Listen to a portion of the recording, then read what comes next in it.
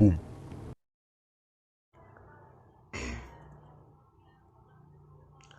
Assalamualaikum warahmatullahi wabarakatuh. Perkenalkan, nama saya Reksan Pranata. Pada kesempatan kali ini, saya akan membahas salah satu materi yang berkaitan dengan manajemen operasi, yaitu forecasting.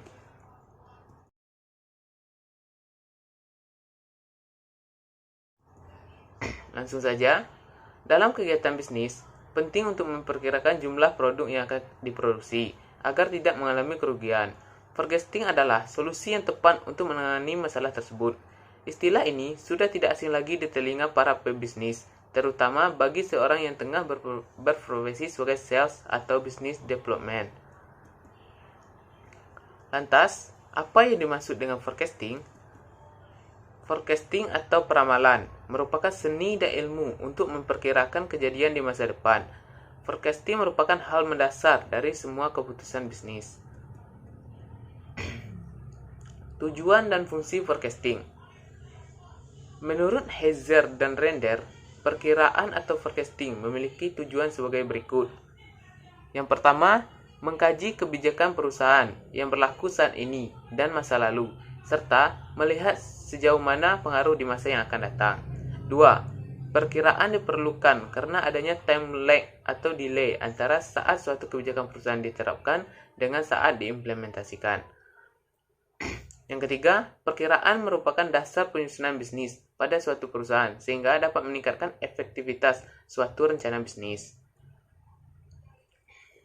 Berikutnya kita masuk ke dalam pendekatan dalam forecasting. Pendekatan dalam forecasting dapat ditinjau dari dua metode, yaitu kuantitatif dan kualitatif. Untuk tinjauan metode kuantitatif dibagi menjadi dua, yaitu time series method yang merupakan peramalan yang menghubungkan keterkaitan antara variabel yang mempengaruhinya, kemudian dihubungkan dengan waktu. Yang kedua, metode kausal atau sebab akibat yang didasarkan pada keterkaitan antara variabel yang diperkirakan dengan variabel lain yang mempengaruhinya. Berikutnya, pendekatan dalam forecasting yang ditinjau dalam metode kualitatif. Yang pertama ada survei pasar, yaitu mencari masukan atau pendapat dari konsumen yang berpengaruh terhadap rencana pembelian pada saat periode pengamatan.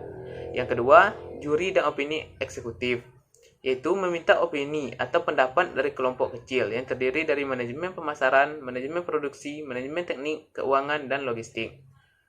Yang ketiga, gabungan tenaga penjualan. Seperti namanya, gabungan tenaga penjualan adalah menggabungkan setiap penjual yang terdapat dari tingkatan daerah sampai dengan nasional. Yang terakhir ada power station.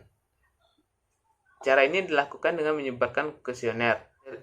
Berikutnya kita masuk ke dalam time series forecasting, yaitu merupakan cara untuk memprediksi tentang masa depan ekstrapolasi dalam penanganan statistik klasik data deret waktu. Time series forecasting dibagi menjadi 4 komponen, yaitu 1. Trend. Tren merupakan pergerakan data sedikit demi sedikit meningkat atau menurun. Yang kedua, musim adalah pola data yang berulang pada kurun waktu tertentu. Yang ketiga, siklus. Siklus merupakan pola dalam data yang terjadi setiap beberapa tahun. Dan yang terakhir, variasi acak atau random merupakan salah satu titik khusus dalam data yang disebabkan oleh peluang dan situasi yang tidak biasa. Berikutnya, associative forecasting. Associative forecasting merupakan mode peramalan yang mengasumsikan bahwa variabel yang diramalkan atau dividen variabel terkait dengan variabel lain, yaitu variabel independen di lingkungan. Dalam bentuk paling sederhana, regresi linear digunakan untuk menyelesaikan garis data, di mana regresi linear adalah sebuah pendekatan untuk memodelkan hubungan antara variabel terikat Y dan satu atau lebih variabel bebas yang disebut N. Salah satu kegunaan dari regresi linear adalah melakukan prediksi berdasarkan data-data yang sudah dikumpulkan sebelumnya. Boom. Saya rasa cukup sekian yang dapat saya sampaikan. Lebih dan kurang saya mohon maaf. Wassalamualaikum warahmatullahi wabarakatuh.